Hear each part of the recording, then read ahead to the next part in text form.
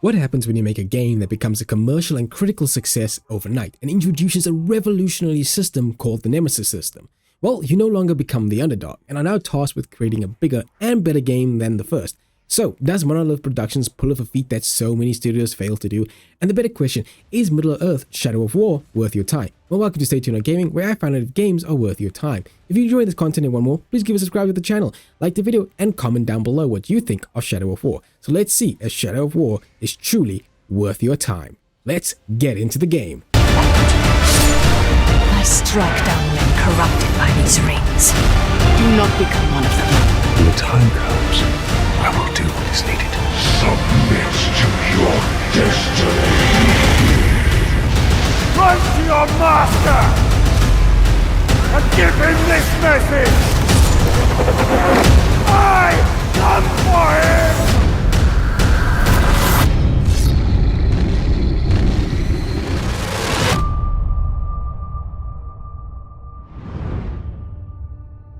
Now, before I go into the story of Shadow of War, I do have to preface this, just like it did in the first game, that I am not known to a lot of the Lord of the Rings lore. I've only watched the films, and even then, it's been a very long time. So I can't tell you where this game breaks any of the lore of Lord of the Rings, or which characters are misrepresented, okay? I can only tell you from what I've played, and if the story is good or not. So that's basically the gist of it, okay? If you want to argue about it in the comments, all right? Because I've been actually told that these games are kind of like fan fiction, so I shouldn't even really take them that seriously. But overall, let's actually get into the story. Now, Shadow of War picks up directly after the events of the first game. Talion and Celebrimbor are forging a new ring of power that is untainted by Sauron's influence. Just as they complete the ring, Celebrimbor is captured by Shelob, an ancient spider, and held hostage. Talion then trades the ring for his safety, where this weird alliance kind of forges with him and Shelob, who shows him cryptic visions of the future. Talion will use these visions to basically try to take down Sauron and his giant orc army, but that's easier said than done. Now, that's the basic gist of the story. Talion gets these visions, then he tries to make sure that these visions don't come to pass.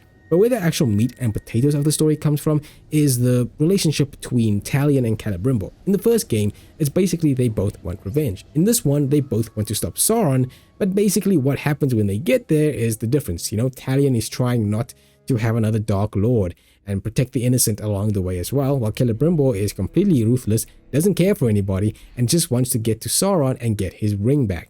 And that's really the mostly meat or potatoes. Can Talion actually trust Celebrimbor? Can Celebrimbor get Talion to see his side of the story, basically? And I kind of like the story way better than the first one. It is way better, first of all, because there's way more characters and way more stakes involved as well. You know, Talion is a marked man. He's being hunted by the orcs, the Nazgul, the Ringwraiths, all trying to kill him. And at the same time, he's trying to protect the innocent and make sure that Sauron's plan doesn't come to pass, even if that means sacrificing himself. Celebrimbor, on the other hand, doesn't want Sauron to basically be killed. He wants to control Sauron and use his army to basically control all of Mordor, you know, but a good person, the Bright Lord, you know. And this is further thrown into, like a wrench thrown into the plans when Shelob shows him a vision of saying that Celebrimbor's hunger for power is even more dangerous than Sauron. So it just plays into it as the story goes on. Again, it's a really fine story. It's not amazingly written. There are some extra characters this time around. We have Castamir, this Gondorian general. You have his daughter, Captain Baranor, this elven assassin. I'm not going to even try to say her name, who's hunting the Nazgul and is very wary of Talion and Celebrimbor's methods. Now, it's a fine story. It's got a really good end, though. Like, I really like the story's end, and there's even a good twist around the end of the game. So I really think overall it's a better story. The main question you're going to ask is, do I need to play the first game to really understand the story? And I would tell you probably not. They do a recap in the beginning of the story to kind of just tell you where we are at the moment. But really, they don't ever mention the first story at all. Like, it's hardly ever brought up. And only 2 characters pop up from the first game in here. So overall, you don't really have to at all play the first game to really understand the story. There are some issues with the story. I think pacing wise, it's a little bit all over the place. Most of the characters just straight up and leave. Like Castamir's daughter, I think her name is Idral, and Captain Baranor leave halfway through the story and never show up again. Shelob, who's this big player in like the first act of the game, because the game is broken up into 3 acts, kind of leaves by the second act and only shows up around again at the 3rd act. So a lot of people just leave. And then there's a whole weird side story with this ancient like forest spirit who's trying to stop a Balrog from being resurrected. And I'm like, cool and all that, but it really doesn't add anything to the main story. It's just a complete side content story that takes like 3 or 4 hours to really complete. Yes, it's a better story than the first game, but overall it just feels weird to have that entire side section thrown in there. But I did like it, and I did like Talion a lot more in this one because he feels more like a character with wanting desires, with weaknesses, you know, all those type of stuff. So yeah, overall a better story. Graphics wise, the game is definitely an improvement. Everything looks better, from the orcs, weapons. The regions in the game are much more memorable this time around. You have 5 areas instead of 2 in the first game. You have an icy area that's very much icy mountains, a fiery flame area with a giant mountain, foresty area. We then have the big castle area. I think it's called Mina Ithral. I think that's how you say it. And then you have like a big desert area in there as well. All of these areas are pretty different. I like the orcs in this game as well. They all look different. Again, it's one of the things that makes this game really, really shine. Just how that game looks. Overall, graphics wise, it's not bad. Audio wise, I think voice acting is fine. Everyone does a fine job. No one is terrible in here. And then music wise, I can't really say I remember any crazy tracks in here. Like, there's not really any music that stood out to me. Maybe for you, but I really didn't find anything else. Like, oh my gosh, this is getting me amped up. This is the music that I really like. So yeah, nothing really stood out to me on that. Overall, a good package. A good package with the graphics and the audio. Loved it. I have upheld my end of the bargain, and your champion has upheld his! For fighting this pitiful enemy, the Dark Lord promised mercy! Gaze now upon the Bright Lord! I make no such offer! Run! Run! Run to your master and give him this message! I come for him!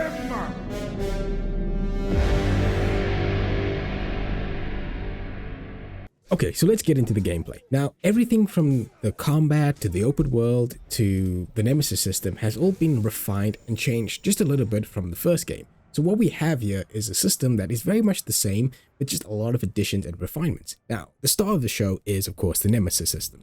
In the first game, the Nemesis system was this revolutionary system where the game's enemies would randomly generate orcs with different personalities, and it would remember the events of the player. This was the whole reason that the first game became so popular. It allowed the player to create his own world of orcs and create storylines with these orcs. Now that same system is here, but again, just refined with so much more additions. The first thing is that there's way more orcs than the first game. More personality, more memorable encounters. Orcs will have way more physical variation, from burnt faces, chopped heads, hand marks, multiple heads, masks, you name it. This brings in so much more than the first game had, because in the first game you kind of ran out of orcs. Here, I probably didn't run into the same type of orc unless I killed him and he resurrected himself. So that is already a plus sign with this game. I probably never found the same orc once or twice unless they found themselves being brought back from the dead. And again, this is what makes the Nemesis system so great. You just never know what you're going to find. My world of orcs might be completely different from yours. And since I bought the Game of the Year edition, I got 2 extra tribes from the first game as well. Now, the most of the core still remains the same. There is captains, war chiefs, and then an overlord, and they basically are the hierarchy of the game. The other orcs that are running around are mostly just worms, and you need to dominate a worm to get information on the captain. That is the only way you can find out the weaknesses of the captain. You'll see his strengths, but you will never know their weaknesses. And this is also being given a bit more variety. The strengths department has been heavily altered a lot. Like, there's more variety with what weapons they'll come with, what they will be affected by, what elements they'll have, such as the ice or fire. Now they've added in poison and curse weapons. More followers, such as gang savages, hunters, or even caragors. More strengths like fireproof, poison-proof, immune to arrows, stealth, or even executions. This time around, they've added in orc tribes, which grants them even more abilities, such as, I think it's the Dark Tribe that has like mystic abilities where they can blind you and teleport and then hit you with curse weapons. and this gives them more sort of a specialization, which makes them even more dangerous. Weaknesses still have the same. You can sometimes kill orc in 1 or 2 hits, depending on what they're weak to. For example, if they can be killed instantly with stealth attacks or even poison, would mean that it's an easy kill and an easy way to do that. But of course, I think what makes this Nemesis system better than the first one is the unpredictability and the organic moments that happen in the game. You see, in the first game, it was mostly that you had missions where you had to really be able to interact with any of the captains, and other times they are hiding in strongholds. But in this game, you can find captains anywhere, almost anywhere on the map, because they're roaming the map, which means you have more organic and dangerous interactions. For example, you can start a fight with a couple of orcs, summon a captain, run around the corner and you can run into a captain. Even mid-fight, you can be attacked by his blood brother or an assassin that's been hunting you. Heck, I was hunted by one orc across regions, which surprised me a lot. Even orcs that you have turned to your side can betray you at any moment. If you hit them too much in combat because they can get crazy, they can turn around and try to kill you. I love this unpredictableness, and of course it makes it more dangerous because you might not have the information that you need on that orc. So you're running around, you run into an orc, and then you're like, oh no, and then you run into a captain, and then you run into his bodyguard and his blood brother, and now you're fighting 3 captains and you don't know their weaknesses. This is what makes this one so much more fun. I can see why so many people love it. Now, of course, you can also dominate orcs, and if you dominate captains, they will basically turn to your side. And you can do multiple stuff here. You can make them war chiefs, you can make them bodyguards of war chiefs, you can even make one your bodyguard, so you can always summon him whenever you're in trouble, and they can even save you from the kiss of death. Now, making somebody a war chief and a bodyguard has been altered as well. In the first game, it was really simple. Sometimes you could dominate war chiefs. Other times, if you killed the war chief, you can just send one of your guys to become them. This time around, they've changed it a lot. You can only really make somebody a war chief or a bodyguard of a war chief by taking them to the fight pits, meaning they have to fight another orc. Now, I'm on 2 minds of the fight pit. On one hand, I like it. On the other hand, I hate it. I like it because it's an unpredictable mess. Once you choose who your orc's going to fight, sometimes you'll see what the orc is, who the orc is, sometimes you won't, and it becomes a 2-minute fight that you have to watch and you have no control over. The AI starts fighting whoever this orc is. And again, like you said, you will sometimes know the orc and other times you won't know the orc. So you just gotta pray that your orc doesn't have a weakness to whatever he's bringing. For example, if he brings a poison weapon and your orc is can be instantly killed by poison, you don't want to bring that orc to the fight. You see, that's the thing. But sometimes it can be like your guy is stronger than every other orc on the region. You fight him against this orc, you even know the person's weakness, you make sure he has all the weaknesses of that orc, and you might still lose the fight because the AI is very, very stupid. The fight pits can also take a while, and sometimes it's a 2-minute fight. Sometimes they can go all the way till 2 minutes. If you do win, and your orc does win, he'll either become the war chief, or he'll become the bodyguard, or he'll level up. So it can make him level up, war chief, or bodyguard, which is what you want to do. I found this was good as well, but it takes so long to do. Like, it feels like I have to do the fight pit, I gotta make sure he doesn't die, and if he does die, everything you've put on that orc goes away, which is very, very annoying. Now, why do you want to make them war chiefs or even bodyguards of war chiefs? Well, that's because of the strongholds. Now, strongholds were in the first game, but they were basically like a place where all of the orcs kind of hoarded themselves. But now they've been completely overhauled. Now these big, massive fortresses where an overlord sits at the top and he's protected by war chiefs. Now, if you want to control a region, you need to take down this fortress. But the problem is the fortress is defended by war chiefs, and the war chiefs basically enable the fortress to have defenses, such as they could have tougher gates, or when you try to climb the wall on the outside, it will shoot fire.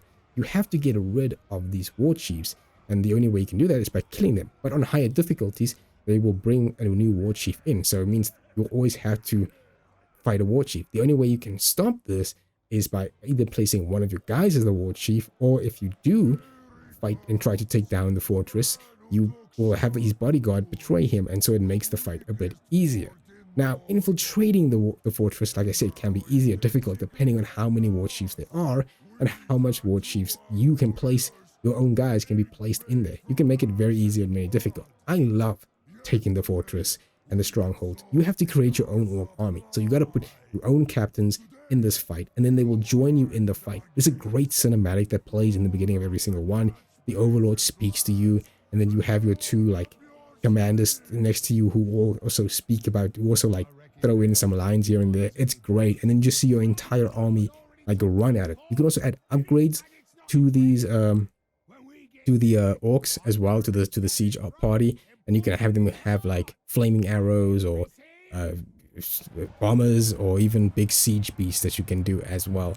I love it. This is some of the best stuff in the game. I wish there was more fortresses, like smaller ones, but every region has a fortress, and once you do take on all the points, because sometimes it can be three points that you have to take care and capture, you have to go and fight the Overlord. And the Overlord is usually in this big room, and he's guarded by a lot of guys, and he's really hard to take down. But again, you can make this easier if you have two of your orc captains become his bodyguard. And so when you do fight him, they will turn on him in the fight, and then you can help and take them down. Once you defeat the Overlord, you place one of your guys as the Overlord in that fortress, and you can gain control of the region. The fortress stuff is some of the best things in the game. Like, it's never boring, and you can also make it super easy as well. And I really love that part of the game. It's the best thing about it. The Nemesis system is clearly the star of the show, and it's unbelievable how much they were willing to put in this game with the Nemesis system. Unbelievable.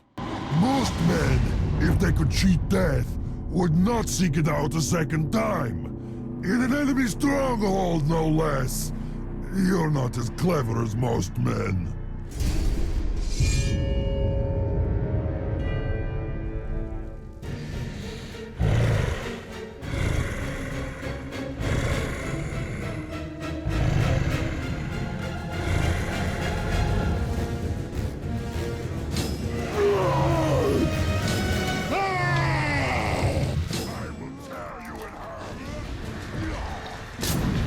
As for combat, it's mostly unchanged. It's still the same copy in the Arkham style. Nothing much has been changed here. The might meter still allows you to do executions, special attacks, and brandishing stuff in here, while your big focus meter allows you to pull off a new focus attack, which is actually a really cool attack where you can kill like a lot of enemies very, very quickly. So not much has changed there. As for the orcs, they are a bit more dangerous, and they grow a lot more in size. You get ones that have shields and spears. You have ones that have bow and arrows, savages who are very hard to take down. Some will throw traps, others will come with different weapons this time around, so it's not only just the captains that will have them, but some orcs also have them as well. So overall, not much has changed here. The biggest changes have come in the level up tree and the gear. Now, as for leveling up, in this game you have a main ability and then you have 2 to 3 sub abilities. For example, you have the ability to unlock detonating the fire pits, just like in the first game. But now you have sub-abilities that can decide what happens. Yeah, you can summon ghouls or spiders or a poison cloud. But the catch is you can only activate one of the sub-abilities at a time. I'm in two minds of this. On the one hand, I understand what they're trying to make you do, switch between the sub-abilities so you can match the orc's weaknesses. But on the other hand, it always feels like you're missing out on some really cool abilities, and some are better than others. Like, some you truly don't need at all. So you'll probably just have a build where one ability will have a poison effect, fire effect, and an ice effect. And you won't really switch between them as much, which means that all that big tree that you see is kind of pointless and useless, because you'll hardly ever use like 60% of those abilities or those sub-abilities, unless you really are going to swap between them. But it takes so long to get into that menu, or that level up menu, that you really don't want to do that. As for gear, this is also being completely changed. In the first game, it was, you got split between your weapons and your armor. Same thing here. You have sword, a dagger, bow and arrow, an armor, chest piece, hood, and ring, and a ring now. But now you have different rarities, and these rarities will affect how the weapon does damage and the abilities that it will get. For example, commons and rares are pretty simple and mostly only have damage stats. But epic gears come with some sort of random effect, and legendary gears are tied to sets, and if you equip more than one of them together, you will get sort of some bonus with them. And then epic and higher gears will also always have an upgrade challenge to them, and in which you complete that challenge, you can upgrade that gear to your level. This system is really, really great because you will constantly be changing your style or play style, the look of Talion, depending on the effects of the weapon or even the attack of the weapon. And you can get some really fun gears and make some really fun builds that are even better than the legendary sets that I have. The only big issue I have is the upgrade challenges that you have. Some of them are very, very specific. Like, you have to be super specific if you really want to get them. And as for the legendary stuff, to upgrade them, you ain't going to do that until much later down the line, because you have to be like level 55 if you want to do anything with those gears. You can affect it further with some ruins. Get 3 of the same ruins and you can make it even a more powerful ruin.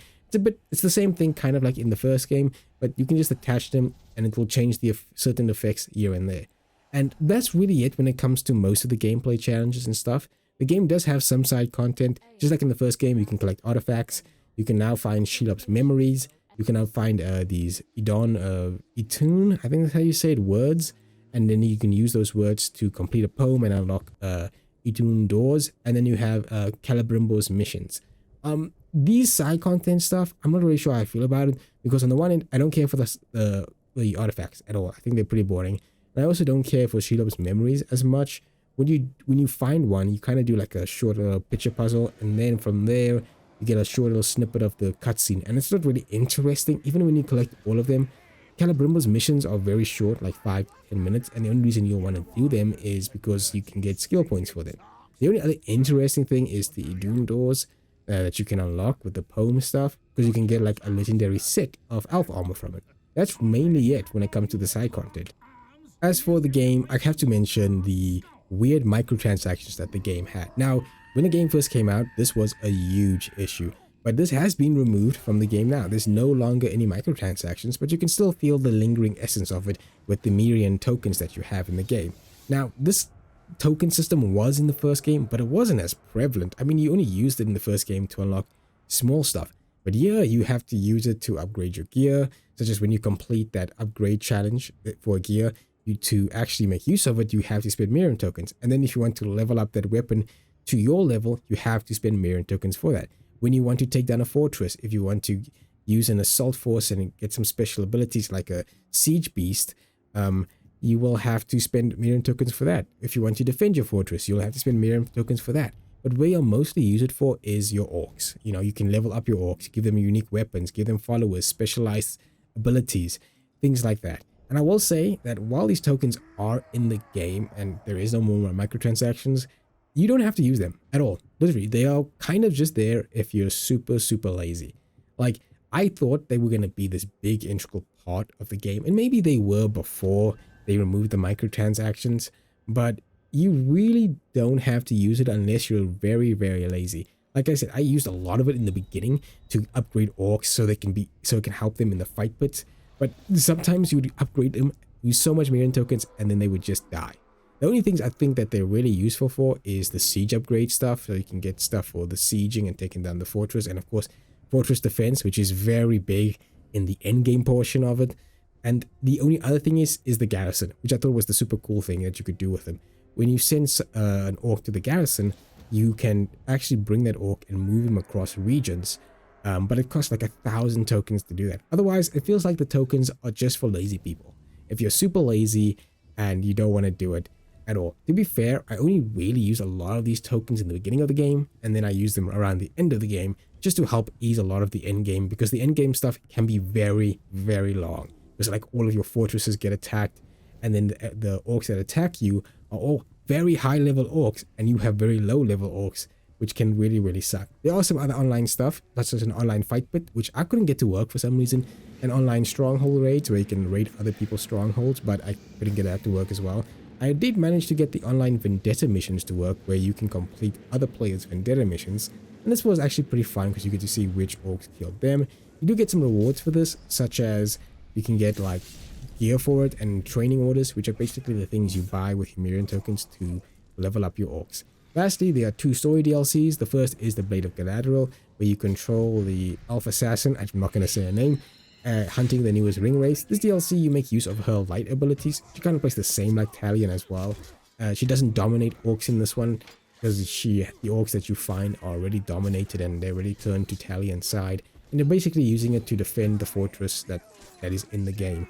It's cool, it's fun, the light abilities are fun and cool, but the DLC is not super long, it's only like 3 hours, it's okay, nothing that you super need to play. The second DLC is the Desolation of Mordor. This one is a bit more interesting. Here you control Baranor, and it has complete new gameplay and orc mechanics, complete new region as well, where sandworms are actually a very dangerous threat. This one is a lot better because you're dealing with some new mechanics and new orcs. Baranor plays again like Talion, but he doesn't do anything like Talion as well. You also now have to deal with mercenaries and hire mercenaries. to deal with orcs and to actually try to take down this fortress. Again, very cool, but it also doesn't last very long. Again, around 3 hours long, and then that's really it. And then lastly, I want to talk about the game does have a difficulty setting. Unlike the first game where there wasn't anyone, I welcome this change.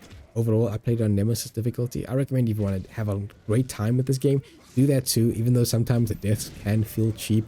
Perfect difficulty for me. I died a lot more in this game compared to the first one. Actually, I died a real lot of time, and once I even died against the Overlord, and then I had to do the whole fortress thing again, which just shows how much I love this game and actually willing to take down the fortress and stuff like that.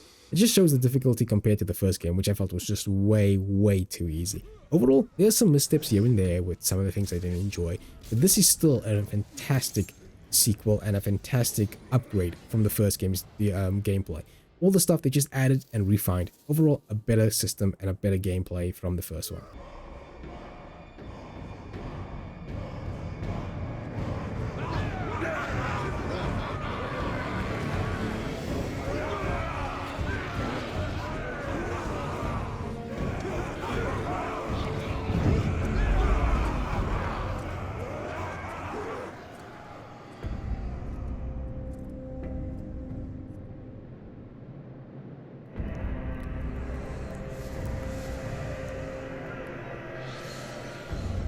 You dirty slice of rat guts!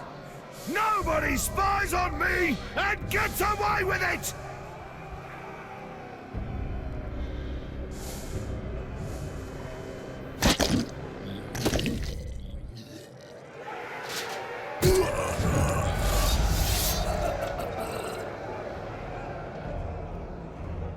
Oh, that field out there's a bit barren. But when we're down here, there's gonna be a huge carpet leading up to these gates, made of your bones. When I walk out into that field, it's gonna go crunch. Well, there goes our spy then. We'll never get in now. A fort full of bloodthirsty killers, masters of warfare.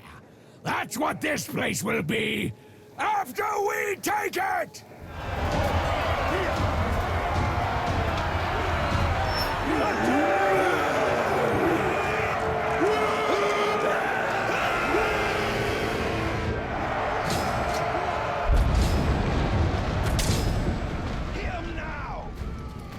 So, is Shadow of War worth your time? Absolutely. Look, the sequel is bigger and better than the first. The story is way better, way more characters. Talion actually feels like this, a really good ending, more stakes, and the Nemesis system is still just as strong as it is in the first game, but even bigger, more refined, with way more additions. This game can tell you 1,000 mini stories that it can be exclusive to you, and that's what makes this game so popular. To this day, I can see why people can still play it in 2025, and I can understand why people would continue to play it in 2025. There's still nothing else like this game. While it borrows a lot from the gameplay, the Nemesis system just makes it stand out so much that there still isn't anything like it. This game is still good in 2025, and it was good when it came out, and you can get it for cheap on the regular. Like, it comes on sale a lot. I picked up the Game of the Year edition for a very cheap price, which includes both the DLCs and the 2 orc tribes, extra orc tribes as well. Definitely one that you should pick up. I played it on PC, so that's one thing. The game will last you probably around 20 hours, maybe even more if you're trying to go the completionist route. So overall, it's a great time. If you like this video, please give it a like, subscribe to the channel if you want to see more, and comment down below what do you guys think of Shadow of War, and how much did you spend playing this game? How much time did you start playing this game? Because I probably played it for over 20 hours, at least over close to 30 hours, I would say. Alright, I'll see you guys in the next game.